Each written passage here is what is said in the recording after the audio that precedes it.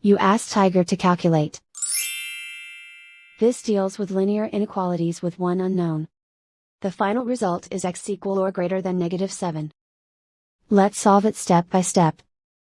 Group all constants on the right side of the inequality. Add 15 to both sides.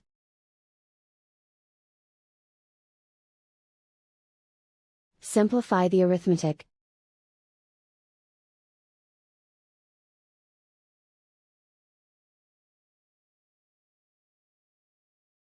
Isolate the x. Divide both sides by -7.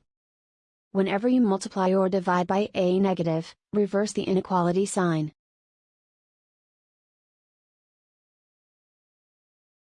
Cancel out the negatives.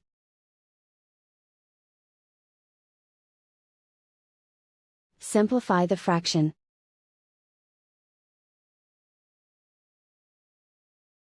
Move the negative sign from the denominator to the numerator.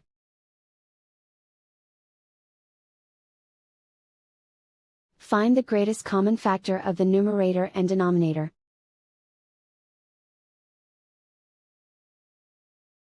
Factor out and cancel the greatest common factor.